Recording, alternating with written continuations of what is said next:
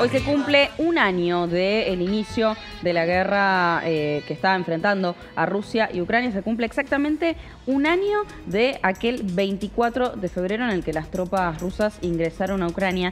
Tenemos un mapa que les quiero mostrar porque muestra toda la transición, lo que ha sucedido a lo largo de todo este tiempo. Miren.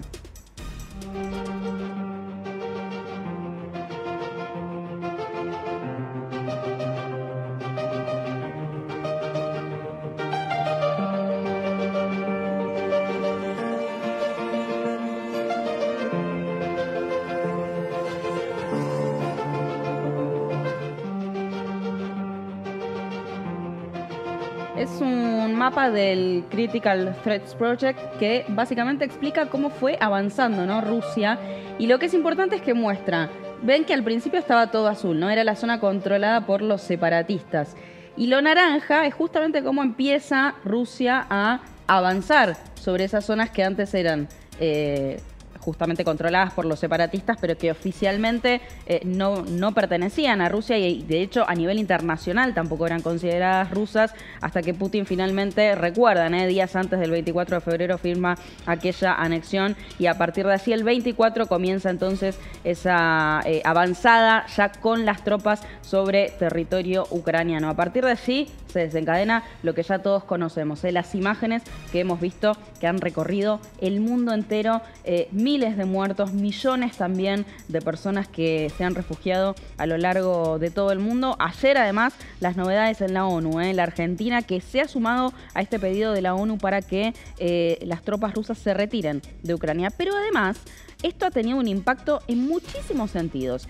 También en el de la transición energética. Por eso la saludo a nuestra compañera Thaís Adedalara. ¿Cómo estás, Thaís? Buen día. ¿Cómo estás, Agus? Así es, vos sabés que cuando empezó hace un año la invasión rusa en Ucrania y siempre que hay así un evento internacional uno dice, bueno, en la transversalidad del cambio climático hay algún punto de encuentro y es mucho más que un punto de encuentro, es una retroalimentación incluso que hay entre lo que es el cambio climático y puntualmente esta guerra, porque estamos hablando de dos conflictos y dos grandes desafíos actuales alimentados por los combustibles fósiles. Claro. Hace un año Rusia era el mayor exportador de petróleo y gas a distintos mercados globales, de los cuales el 50% de las exportaciones de petróleo ruso eran compradas por la Unión Europea y el 60% del gas ruso era comprado justamente por la Unión Europea. Entonces, ¿qué fue lo que evidenció? Porque era algo que ya se sabía, pero lo que evidenció la guerra en Ucrania es que este sistema que tenemos dependiente a los combustibles fósiles no solo genera emisiones y contribuye al cambio climático,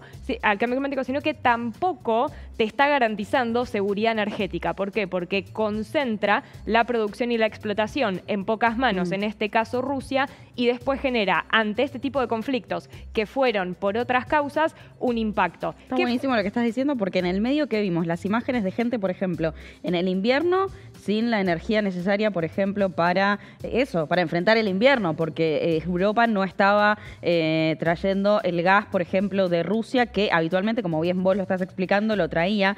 Y eran las imágenes, la electricidad incluso, ¿no? Las imágenes que veíamos que recorrían el mundo no era solo de refugiados, era de gente que se había quedado en distintos lugares de Europa, en Alemania, donde sea, donde de repente no tenían estufas, y era gente que no estaba viviendo la guerra en los lugares donde se está librando la batalla, pero que estaban viviendo esas consecuencias directamente. Sí, o teniendo que incluso implementar otras medidas de eficiencia, porque ¿qué fue lo que pasó entonces? Bueno, la Unión Europea dijo, tenemos que empezar a terminar con esta dependencia a los fósiles de Rusia y diversificar la materia energética, y empezó a implementar todo un plan, incluso con asesoramiento de la Agencia Internacional de Energía, para esto, para reducir su consumo de petróleo y de gas ruso. Claro. ¿Y cómo fue que lo hizo? Bueno, buscando distintas fuentes, tratando de acelerar justamente la transición a energía eólica y solar, también abasteciéndose de infraestructura ya existente respecto de lo que es el gas licuado, pero también hubo mucho trabajo en materia de eficiencia y en reducir el consumo. Mirá. Es cierto que hubo algo de factor suerte, que es que el invierno europeo no fue tan crudo, claro, como por ejemplo el invierno anterior. De hecho, hubo algunas temperaturas,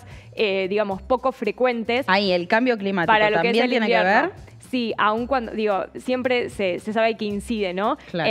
En los extremos. Pero hay algunos datos que, digamos, que son interesantes en cómo, en cierto punto, indirectamente, la invasión rusa en Ucrania ayudó a la transición hacia fuentes de energía que vayan más en línea con lo que se necesita en la acción climática. La Unión Europea a día de hoy logró sustituir el 75% de las importaciones de gas ruso, y el año pasado las energías renovables por primera vez en la Unión Europea superaron en la generación eléctrica los combustibles fósiles. E incluso a nivel global, si salimos de lo que es la Unión Europea, se aumentó en un 4% la capacidad agregada de energías renovables. Ahora bien, nada es color de rosas, digamos. Ayudó, pero también hay algunos desafíos, ¿no? En cómo la Unión Europea y el mundo va a dejar de depender, ¿no? Como lo hacía antes, de los fósiles rusos, que es, por un lado, algunos países volvieron a encender centrales eléctricas a carbón, como por ejemplo en el caso de Alemania, con una fecha de vencimiento,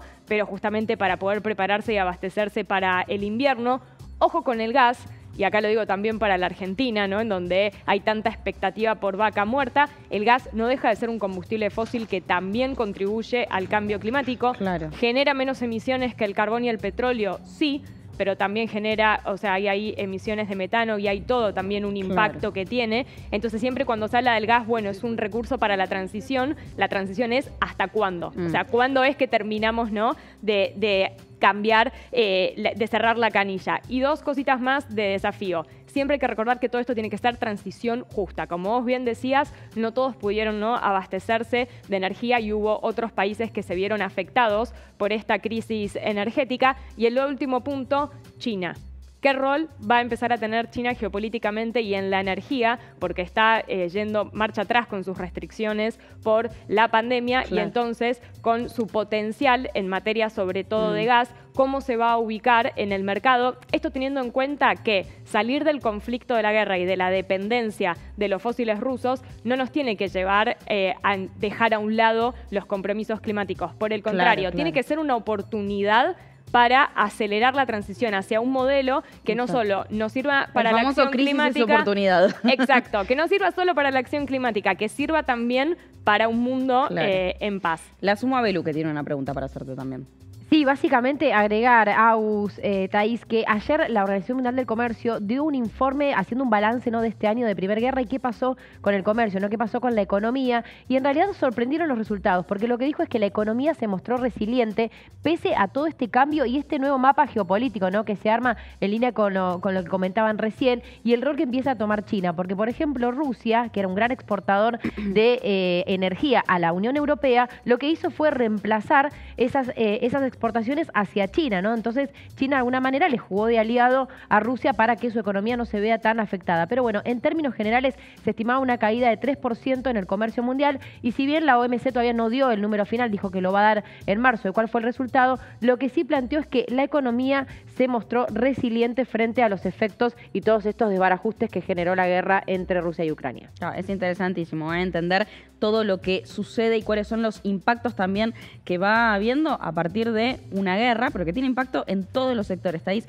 gracias por haber venido. Ayer, justamente, a partir de lo que iba a suceder hoy, de este año de la guerra,